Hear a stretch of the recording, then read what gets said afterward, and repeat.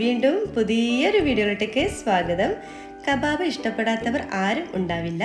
ഇനി നമുക്ക് ഇഫ്താർ സ്പെഷ്യലായിട്ട് വെറൈറ്റി ബിസ്ക്കറ്റ് കബാബ് തയ്യാറാക്കാം. നല്ല ക്രിസ്പിയാണ്, അതുപോലെ തന്നെ നല്ല ടേസ്റ്റിയുമാണ്. ഒരു യമ്മി ഫില്ലിംഗ് ആണ് കേട്ടോ. നമ്മൾ എന്ന് കഴിച്ചുകൊണ്ടേയിരിക്കും. എല്ലാവരും ഒന്ന് ട്രൈ ചെയ്ത് നോക്കുക. ട്രൈ ചെയ്ത് നോക്കുന്ന സമയത്ത് ഫീഡ്ബാക്ക് അറിയിക്കാൻ മറക്കരുത്.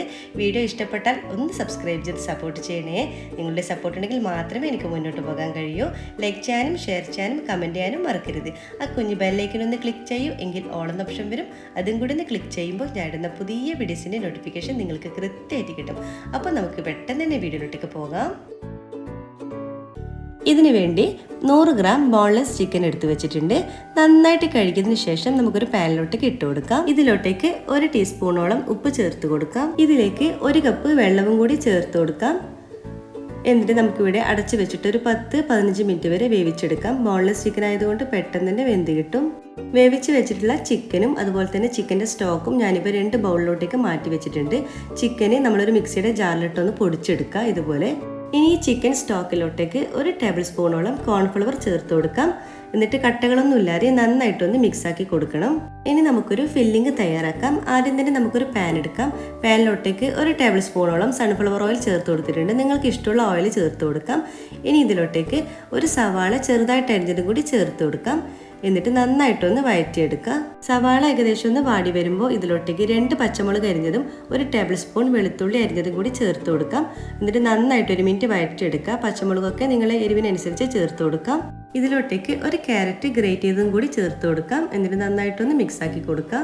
ഇതിലോട്ടേക്ക് ആവശ്യമായിട്ടുള്ള ഉപ്പ് കൂടി ചേർത്ത് കൊടുക്കുക. എന്നിട്ട് നന്നായിട്ടൊന്ന് വഴറ്റിയെടുക്കുക.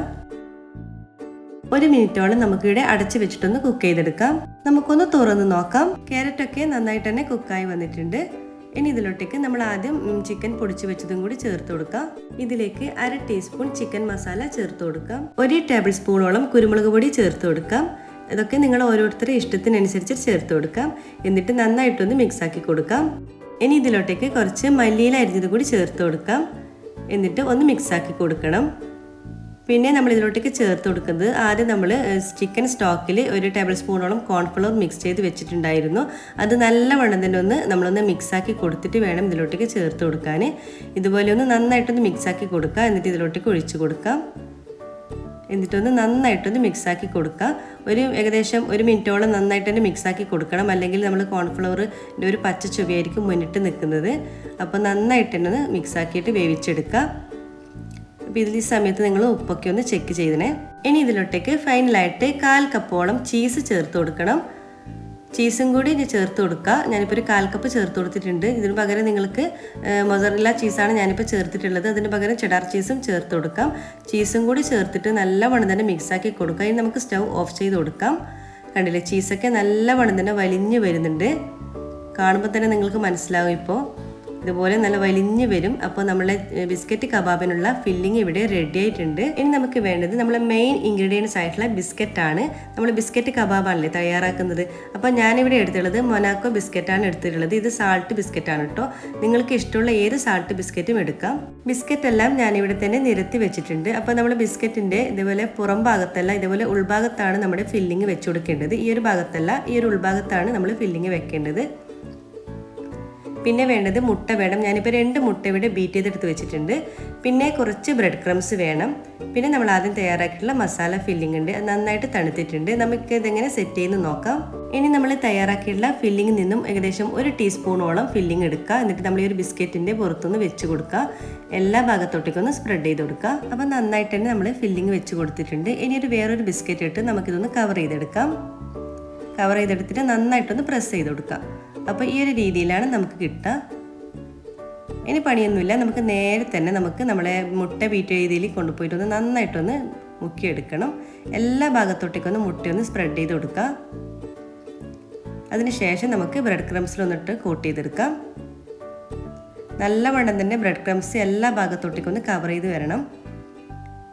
എന്നിട്ട് വീണ്ടും ഒന്ന് നമുക്ക് മുട്ടയിലേക്ക് ഇട്ട് കൊടുക്കണം. അതായത് നമ്മൾ ഡബിൾ കോട്ടിംഗ് ആണ് നമ്മളിത് ചെയ്തെടുക്കുന്നത്. അപ്പോൾ നമ്മളൊന്ന് വീണ്ടും ഒന്ന് മുട്ടയിലൊന്ന് ഡിപ്പ് ചെയ്തെടുക്കുക. അതിനുശേഷം വീണ്ടും ഒന്ന് ബ്രെഡ് ക്രംസിലൊന്ന് കോട്ട് ചെയ്തെടുക്കുക. അപ്പോൾ നല്ല ഡബിൾ കോട്ടിങ് കൊടുക്കുന്നതുകൊണ്ട് തന്നെ നമ്മുടെ ബ്രെഡ് ക്രംസ് നന്നായിട്ട് തന്നെ ഇത് കവർ ചെയ്ത് കിട്ടും.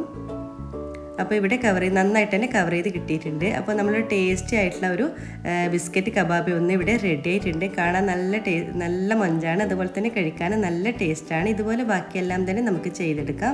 അപ്പോൾ നമ്മൾ ഇതുപോലെ തയ്യാറാക്കിയിട്ട് ബ്രെഡ് ക്രംസിൽ കോട്ട് ചെയ്തതിന് ശേഷം നമുക്ക് ഫ്രിഡ്ജിൽ വെച്ചിട്ട് സ്റ്റോർ ചെയ്ത് വെക്കാനും പറ്റും. ആവശ്യത്തിനനുസരിച്ച് നമുക്ക് ഫ്രൈ ചെയ്തെടുക്കേ വേണ്ടൂ. മുഴുവൻ ബിസ്ക്കറ്റ് കബാബ് നമ്മൾ ബ്രെഡ് ക്രംസിൽ കോട്ട് ചെയ്തെടുത്തിട്ടുണ്ട്. ഇനി നമുക്ക് പെട്ടെന്ന് തന്നെ ഫ്രൈ ചെയ്തെടുക്കാം. ഫ്രൈ ചെയ്യാൻ വേണ്ടി നമുക്കൊരു ചീനച്ചട്ടി എടുക്കാം. അതിലോട്ടേക്ക് കുറച്ച് ഓയിൽ എടുത്ത് വെച്ചിട്ടുണ്ട്. ഓയിൽ നല്ലവണ്ണം തന്നെ ചൂടാകുമ്പോൾ നമ്മൾ തയ്യാറാക്കി വെച്ചിട്ടുള്ള ഓരോ ബിസ്ക്കറ്റ് കബാബും ഇതിലോട്ടേക്ക് ഇട്ട് കൊടുക്കാം. എന്നിട്ട് രണ്ട് ഭാഗവും ലൈറ്റ് ഗോൾഡൻ കളർ ആകുന്നവരെ നമുക്ക് തിരിച്ചിട്ട് കൊടുക്കണം. വളരെ പെട്ടെന്ന് തന്നെ ഫ്രൈ ആയി കിട്ടും കേട്ടോ. നല്ല സിമ്പിളായിട്ട് നമുക്ക് തയ്യാറാക്കാനും പറ്റും. രണ്ട് ഭാഗവും ഇതുപോലെ ഗോൾഡൻ കളർ ആകുമ്പോൾ നമുക്കൊരു പ്ലേറ്റിലോട്ടേക്ക് കോരി മാറ്റാം. അപ്പോൾ കണ്ടില്ലേ, അപ്പോൾ നമ്മൾ ടേസ്റ്റി ആയിട്ടുള്ള ബിസ്ക്കറ്റ് കബാബ് ഇവിടെ എല്ലാം തന്നെ റെഡി ആയിട്ടുണ്ട്. ഇതുപോലെ എല്ലാം തന്നെ നമുക്ക് ഫ്രൈ ചെയ്തെടുക്കാം. അപ്പോൾ നമ്മുടെ ബിസ്ക്കറ്റ് കബാബ് എല്ലാം തന്നെ റെഡി ആയിട്ടുണ്ട്. നമുക്കിതൊന്ന് കട്ട് ചെയ്ത് നോക്കാം.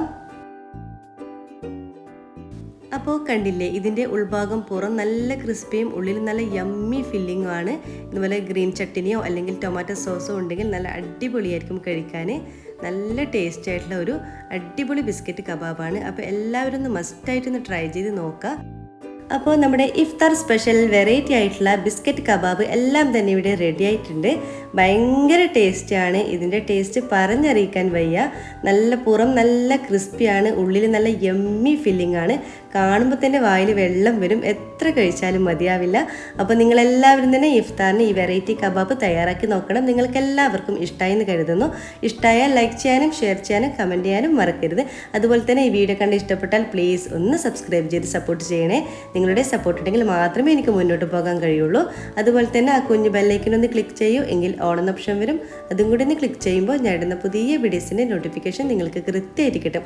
അപ്പോൾ ഇൻഷാ അല്ലാഹ് വീണ്ടും മറ്റൊരു നല്ലൊരു വീഡിയോയിലൂടെ വീണ്ടും കാണാം. അതുവരേക്കും എല്ലാവർക്കും ഒരിക്കൽ കൂടി താങ്ക് യു.